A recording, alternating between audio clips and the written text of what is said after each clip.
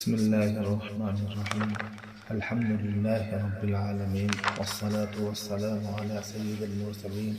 وعلى آله وأصحابه أجمعين. أما بعد، أعوذ بالله من الشيطان الرجيم. بسم الله الرحمن الرحيم. يا أيها الذين آمنوا اتقوا الله وابتغوا إليه الوسيلة. سامعین کرام، آج کی گفتگو کا موضوع ہے کیا وسیلہ جائز ہے؟ آیت پاک میں اللہ تعالیٰ نے فرمایا، اے ایمان والو، ڈرتے رہو اللہ سے اور ڈھونڈو اس تک وسیلہ۔ آیت پاک کے تحت مشہور مفسر امام قتادہ رحمۃ اللہ علیہ تفسیر کرتے ہوئے فرماتے ہیں،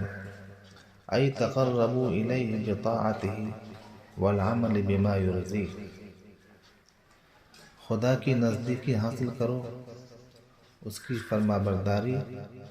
اور پسندیدہ عمل کے ذریعے۔ قرآن پاک کہتا ہے کہ تقوی حاصل کرو اور اللہ کا صحیح اور سچا خوف اپنے اندر پیدا کرو، اور پھر آگے یہ کہا گیا کہ اللہ کا قرب حاصل کرنے کے لیے ایسے وسائل اور ذرائع کو اختیار کرو جو نیکی اور طاعت کے قبیل سے ہوں، جیسا کہ امام قتادہ رحمۃ اللہ علیہ نے بھی بیان کیا ہے۔ حضرت قتادہ کے قول کی جب ہم تفصیل بیان کریں گے تو یہی کہیں گے کہ نیکیاں، اعمال صالح اور ان تمام طاعات کو بجا لایا جائے جو ذریعہ بنے قرب الہی کا۔ اور چونکہ اہل اللہ کی صحبت و محبت کا حکم خود خداوند قدوس نے بھی دیا ہے، جیسا کہ فرمایا،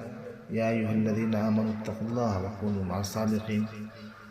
اے ایمان والو اللہ سے ڈرو اور سچوں کے ساتھ رہو۔ یہاں سوال یہ ہے کہ اللہ تعالیٰ نے اہل اللہ کے ساتھ ایمان والوں کو اور سچوں کے ساتھ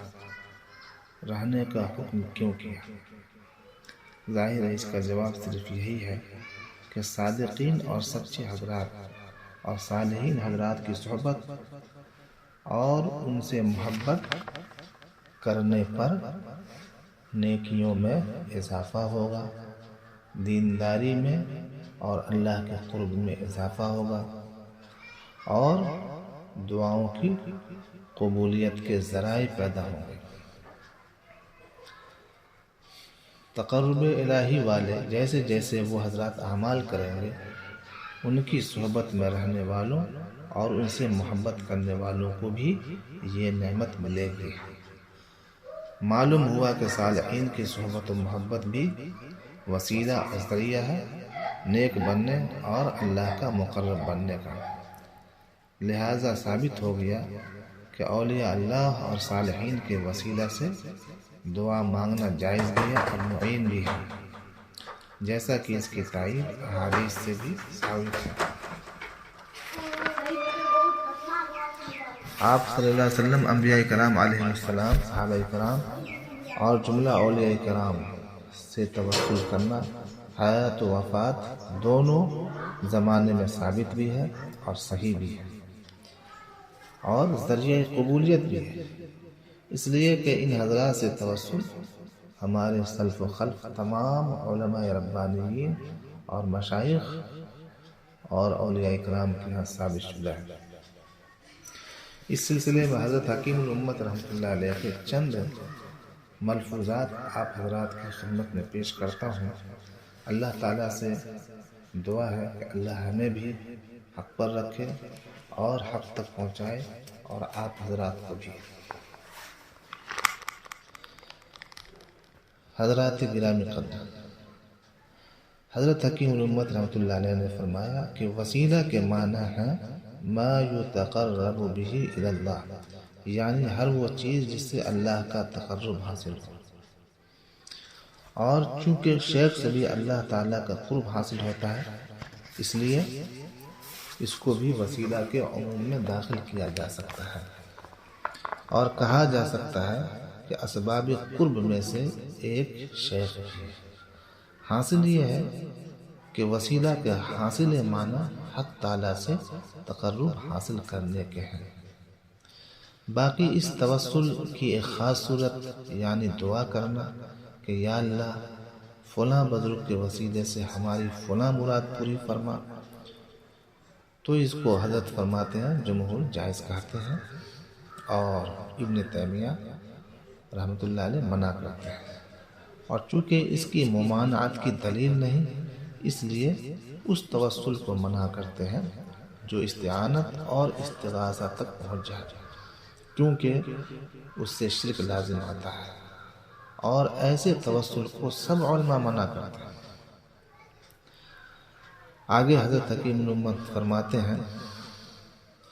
اول میں ابن تیمیہ کا مذہب بیان کیے دیتا ہوں، پھر توسل کی حقیقت عرض کروں گا۔ ابن تیمیہ نے لکھا ہے کہ توسل اعمال صالحہ سے تو مطلق جائز ہے، اور اعیان یعنی اشخاص میں یہ تفصیل ہے کہ اگر وہ زندہ ہے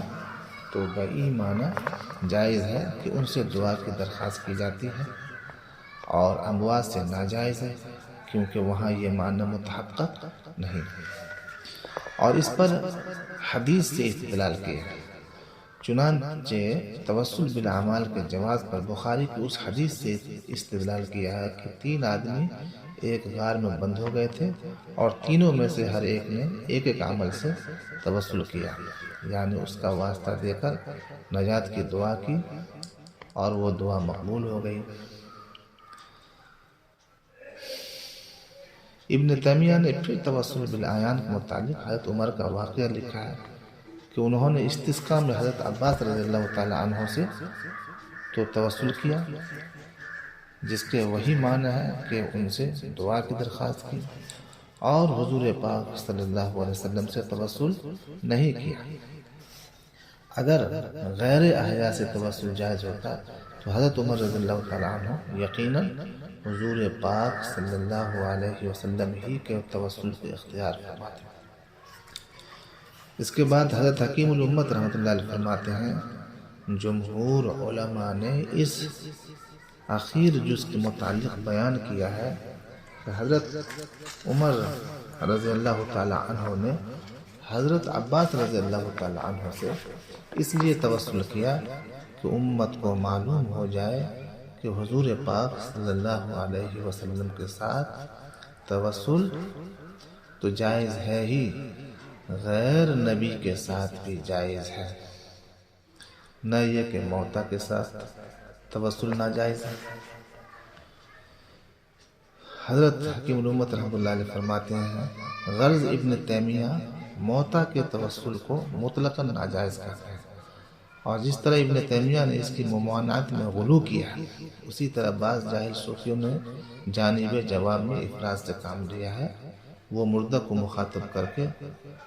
اس سے حاجتیں مانگتے ہیں، اور ایک درجہ بین بین ہے کہ مردہ سے حاجت تو نہ مانگے مگر اس سے یہ کہے کہ تم ہمارے واسطے دعا کرو، تم ہمارے واسطے دعا کرو، سو اس کا بھی کہیں ثبوت نہیں، اور میں اس کو ناجائز تو نہیں کہتا، لیکن چونکہ ثبوت نہیں ہے اس لیے احتیاطاً اس سے احتراز ہی چاہیے۔ آگے حضرت حکیم الامت رحمۃ اللہ علیہ فرماتے ہیں، ایک مرتبہ اس کے متعلق مولوی حکیم محمد اسماعیل گنگوہی رحمۃ اللہ علیہ سے میری تحریری گفتگو ہوئی۔ میں نے ایک مضمون میں یہ لکھا تھا کہ اس قسم کے توسل کا نافع ہونا اس وقت ثابت ہو سکتا ہے جب یہ ثابت ہو جائے کہ مردے دعا کرتے ہیں۔ مولوی اسماعیل صاحب نے تلاش کر کے ایسی روایات پیش کی جن میں اموات کا احیاء کے لیے دعا کرنا منقول ہے، مگر میں نے جواب میں لکھا کہ احادیث میں صرف اتنا وارد ہے کہ کسی ثواب بخشنے پر کسی کے ثواب بخشنے پر محتاج اس واحد کی مغفرت کی دعا کرتے ہیں، تو ان سے ایک خاص موقع پر خاص دعا کا ثبوت ہوا۔ حالانکہ آپ کا دعویٰ عام ہے، جس حاجت کے لیے درخواست کی جائے مردے اس کے لیے دعا کرتے ہیں۔ خاص دلیل سے عام دعویٰ ثابت نہیں ہو سکتا، یعنی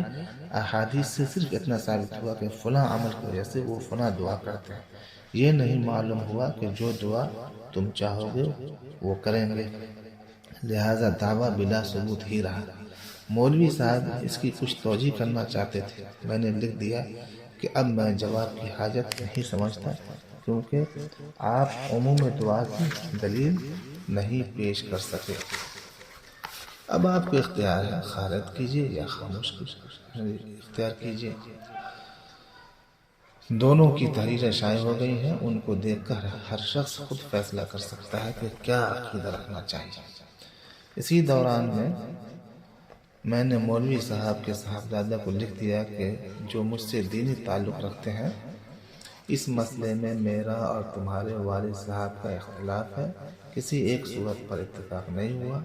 اب تم مختار ہو، چاہے اپنے والد صاحب کا مسلک اختیار کرو، چاہے میری تحقیق اور رائے کو مانو۔ انہوں نے نہایت اچھا جواب لکھا کہ والد صاحب کا میرا تعلق دنیاوی اور حصی ہے، اور آپ سے دینی اور معنوی ہے، اور یہ مسئلہ بھی دینی ہے، اس لیے اس میں آپ کے ساتھ ہوں۔ اور مولوی محمد اسماعیل صاحب سے وہ اس مسئلے میں اختلاف تھا، لیکن ان کو مجھ سے محبت بہت تھی۔ جب میرے بعد متعلق صبح کو جا رہے تھے اور میں بمبئی ان کو رخصت کرنے گیا، تو بمبئی میں ان کے صاحبزادے ملے اور کہا کہ والد صاحب کا خط آیا ہے، اس میں مجھ سے یہ بتاکید لکھا ہے کہ میں آسائش کا مکان لے کر اس میں حضرت کو ٹھہراؤں اور ہر طرح کی خدمت کا اہتمام رکھوں۔ اگر حضرت نے قیام و طعام منظور نہ کیا تو وہ مجھ سے سخت ناراض ہو۔ چنانچہ انہوں نے 300 روپیہ ماہانہ کرائے پر مکان تجویز کیا اور میں نے اسی میں قیام کیا۔ یہ صاحبزادہ اپنے والد کے بہت فرما بردار اور مطیع تھے، اپنی ساری آمدنی ان کے سپرد کر دیتے تھے، اور خود اگر کسی شے کی ضرورت ہوتی تو ان سے کہہ کر خرچ لے لیتے تھے۔ ان کی سکونت کا ایک مکان بمبئی میں تھا۔ ان کے والد نے پڑوس کی بے پردگی کی وجہ سے مکان کی ایک کھڑکی بند کر دی تھی۔ والد صاحب بمبئی سے وطن چلے آئے اور وہ پڑوسی بھی کہیں چلا گیا۔ اس وقت ان سے کہا گیا کھڑکی کھول دو، ہوا آئے گی۔ انہوں نے کہا توبہ توبہ، میری کیا مجال کہ جس کھڑکی کو والد صاحب بند فرما گئے ہوں اس کو میں کھول دوں۔ حضرت حکیم الامت رحمۃ اللہ فرماتے ہیں، دیکھیے باوجود کہ والد صاحب کی اس قدر اطاعت گزار تھے، لیکن مسئلہ توسل میں ان کا ساتھ نہیں دیا۔ اس کے بعد پھر اصل مضمون کی جانب عود فرمایا کہ توسل بالاعمال کو تو ابن تیمیہ بھی جائز کہتے ہیں۔ اگر میں ان کے زمانے میں ہوتا اور وہ میرے زمانے میں ہوتے تو میں نہایت ادب سے عرض کرتا کہ حضرت توسل بالاعمال کی حقیقت ہے کیا؟ میری سمجھ میں تو اس کی یہ حقیقت آئی ہے کہ جب کوئی شخص کہتا ہے اے اللہ فلاں عمل کے طفیل و صدقہ میں یہ کام، فلاں عمل کے طفیل و صدقہ میں یہ کام کر دے، تو اس کے معنی یہ ہوتے ہیں کہ اے اللہ یہ عمل آپ کے نزدیک محبوب ہے، اور آپ کا وعدہ ہے کہ آپ کے ہاں عمل محبوب سے جس کو تلبس اور تعلق ہو اس پر خاص رحمت ہوتی ہے، اور اس عمل کے ساتھ ہم کو بھی کسب صدور کا تلبس ہے، لہٰذا اس تلبس پر جو وعدہ رحمت کا ہے ہم آپ سے اس رحمت کو طلب کرتے ہیں۔ اس حقیقت کو سامنے رکھ کر اگر کوئی توسل بالاعیان بھی کرے تو توسل بالاعیان اور توسل بالاعمال میں کیا فرق ہے؟ پھر وہ اعیان احیا ہوں یا اموات، کیونکہ اب توسل بالاعیان کا حاصل یہ ہوگا کہ اے اللہ یہ بزرگ زندہ یا مردہ آپ کے محبوب ہے، اور آپ کا وعدہ ہے کہ آپ کے محبوب سے جس کو تلبس ہو اس پر رحمت ہوتی ہے، اور ہم کو ان بزرگ کے ساتھ عقیدت و محبت کا تلبس ہے، اس لیے ہم آپ کی اس رحمت موعودہ کے طلبگار ہیں۔ اب فرمائیے، حضرت فرماتے ہیں اب فرمائیے کہ اس میں احیاء اور اموات کا کیا فرق رہ گیا؟ مجھ کو یقین ہے کہ اس حقیقت کے واضح ہو جانے کے بعد ابن تیمیہ اگر زندہ ہوتے تو علی الاطلاق توسل بالاعیان الموتى کی ممانعت سے رجوع فرما لیتے، مگر اب بھی میں ان کے قول کی یہ توجیہ کرتا ہوں کہ توسل ممنوع سے مراد ان کی وہ توسل ہے جو فریاد و استغاثہ تک پہنچا ہوا ہو۔ حضرت حکیم الامت رحمۃ اللہ علیہ فرماتے ہیں مگر اب بھی میں ابن تیمیہ کے قول کی یہ توجیہ کرتا ہوں کہ توسل ممنوع سے مراد ان کی وہ توسل ہے جو فریاد اور استغاثہ تک پہنچا ہوا ہو، اور مطلقاً توسل بالموتى کی ممانعت نہیں کرتے ہیں، یا یہ توجیہ کی جائے کہ توسل ممنوع تو وہی توسل ہے جو فریاد و استغاثہ کی شکل میں، مگر انہوں نے سدًا للباب مطلقاً ممانعت کر دی تاکہ عوام جائز توسل سے ناجائز میں نہ پھنس جائیں، کیونکہ توسل صرف مباح اور جائز ہی ہے، مقاصد اور واجبات سے تو ہے نہیں، اور جن جائز امور سے فتنہ و گمراہی پھیلنے کا اندیشہ ہو اگر اہل علم اس سے روک دیں تو کچھ مذائقہ نہیں۔ حضرت آگے فرماتے ہیں کہ خلاصہ یہ ہے کہ نہ مطلقاً توسل بالموتى کی ممانعت ہے جیسے ابن تیمیہ کا ظاہر قول ہے، اور نہ یہاں تک جواز کا ثبوت ہے کہ ان سے حاجات یا بدرجہ احتیاط دعا کی درخواست کی جائے۔ بین درجہ وہ ہے جس کو میں نے بیان کر دیا ہے، ان کے توفیل سے دعا کر لی جائے جس کی حقیقت طلب رحمت معودہ بالتلبس ہے، خواہ تلبس صدور کا ہو کما فی الاعمال، خواہ محبت کا ہو کما فی الاعیان، بس اعتدال پر رہ کر افراط و تفریط سے بچنا لازم ہے۔ سامعین کرام، آپ نے جو ہے حضرت کے ملفوظات کو بغور سنا۔ ان تمام تحریر سے حضرت حکیم الامت نے توسل بالاعمال والاعیان دونوں کی صحت کو ثابت فرما دیا۔ اب مسئلہ رہ گیا کہ موتیٰ سے استدعا ہو سکتی ہے نہیں، تو حضرت حکیم الامت کے ملفوظ سے واضح ہو گیا کہ حضرت حکیم الامت کے ہاں استدعاء بالموتیٰ کے مسئلے میں سختی نہیں ہے۔ آپ رحمۃ اللہ علیہ فرماتے ہیں کہ میری تحقیق کے مطابق چونکہ احادیث سے ثابت نہیں ہے اس لیے احتیاط کیا جائے۔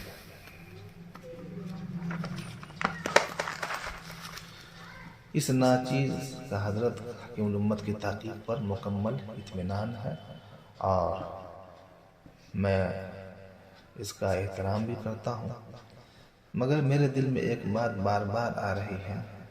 اور وہ بھی حضرت حکیم الامت رحمۃ اللہ علیہ کی اسی تحریر کی برکت سے کہ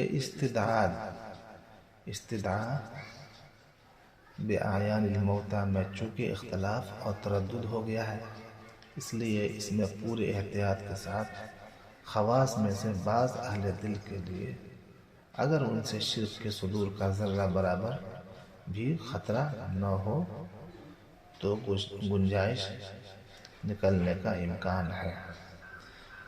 اور میرے اس خیال کی تائید دارالعلوم دیوبند کے اولین صدر المدرسین حضرت مولانا یعقوب نانوتوی رحمۃ اللہ علیہ کے اس خط سے ہوتی ہے جس کا ذکر میں نے اپنی کتاب بنام مزارات اولیاء کرام کے آخری صفحہ پر بعنوان موتیٰ سے استدعاء کے حوالے سے کیا ہے، آپ اس میں پڑھ لیں۔ حاصل کلام یہ ہے کہ استدعاء بالموتیٰ کا تعلق اولیاء کرام کے عمل سے، لہٰذا اس میں اہل علم ہو یا عوام ان کو نہیں پڑھنا چاہیے۔ ہاں کوئی اہل اللہ کی صحبت سے کشف قبور کی نعمت سے سرفراز ہو گیا ہو تو اس کا معاملہ علیحدہ ہے، وہ عام لوگوں سے مستثنیٰ ہے۔ بہرحال اللہ تبارک و تعالیٰ سے دعا فرمائے، اللہ تبارک و تعالیٰ اس مسئلے کے اوپر ہمیں اسی طرح عمل کرنے کی توفیق عطا فرمائے جیسا کہ ہمارے مشائخ نے عمل کیا ہے اور حضرت حکیم الامت رحمۃ اللہ علیہ نے عمل کیا ہے. آمین یا رب العالمین. وصلی اللہ وسلم علی سیدنا محمد وعلی آلہ وصحبہ اجمعین برحمتک یا ارحم الراحمین والحمد للہ.